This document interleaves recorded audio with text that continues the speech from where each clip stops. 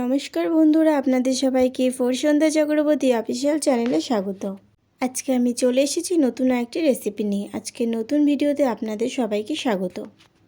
আশা করছি আপনারা সবাই খুবই ভালো আছেন, আমিও খুব ভালো আছি। চলুন বেশি দেরি না করে ভিডিও শুরু করা যাক। আজকে আমি তৈরি করব ধনেপাতার চপ। ধনেপাতার চপ বানানোর জন্য এখানে আমি নিয়ে নিচ্ছি বেসন। এখানে আমি বেসন নিয়ে নিচ্ছি 3 চামচ। আপনারা পরিমাণে এর চেয়ে বেশিও নিতে পারেন। আর এখানে ব্যবহার করছি হাফ চামচ কর্নফ্লাওয়ারের গুঁড়ো। এটা আপনারা চাইলে নাও ব্যবহার করতে পারেন। আর দিয়ে দিচ্ছি সামান্য পরিমাণে গোলমরিচের গুঁড়ো, স্বাদ মতো লবণ আর পরিমাণ মতো হলুদ। আর দিয়ে দেবো সামান্য ঝালের জন্য লঙ্কার গুঁড়ো। আমি এখানে খুবই সামান্য পরিমাণে লঙ্কার গুঁড়ো ব্যবহার করেছি। এরপর অল্প পরিমাণে জল দিয়ে ব্যাটারটাকে তৈরি করে নেব। ব্যাটারটা যাতে গাঢ় হয় তাই অল্প অল্প জল দিয়ে ভালোভাবে মেখে নিতে হবে। আপনারা চাইলে এখানে অন্যান্য মশলাও ব্যবহার করতে পারেন, যেমন কালো জিরে, ধনে গুঁড়ো, এগুলো আপনারা এর সাথে অ্যাড করতে পারেন।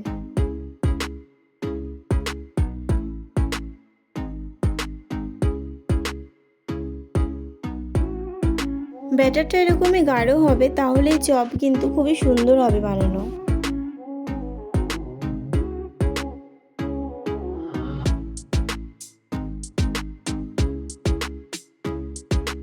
এরপর এখানে আমি ধনেপাতা নিয়েছি। ধনেপাতাকে ভালো করে বেছে নিয়ে নিতে হবে। আমি এখানে খুবই অল্প পরিমাণে 4-5টা ধনে গাছ নিয়েছি। শীতকাল মানে বাঙালির প্রত্যেকটা বাড়িতে ধনেপাতা থাকবে, আর ধনেপাতা দিয়ে যদি কোনো একটি মুখরোচক খাবার তৈরি করা যায় তাহলে সেটা খুবই ভালো লাগবে। ধনেপাতা গাছের যে ডাঁটিগুলো আছে সেগুলোকে আমি কাঁচির সাহায্যে কেটে নেব।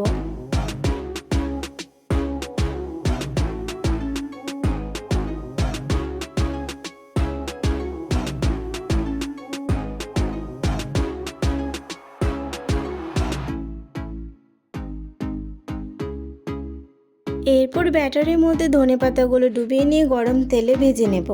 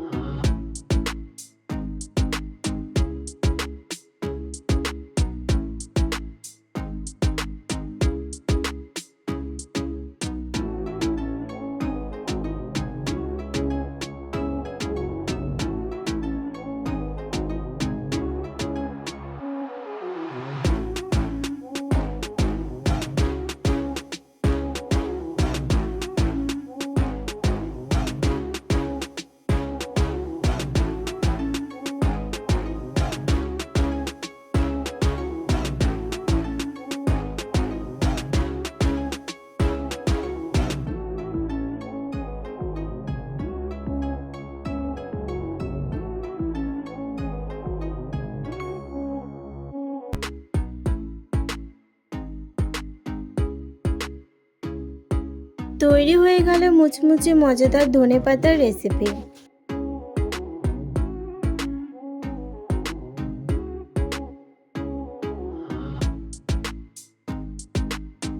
এইভাবে বাড়িতে ধনেপাতার চপ বানিয়ে ফেলুন, খেতে অনেক বেশি ভালো লাগবে। এরপর এখানে আমি সস দিয়ে দিচ্ছি উপর দিয়ে। আপনারা চাইলে সসটা ব্যবহার নাও করতে পারেন।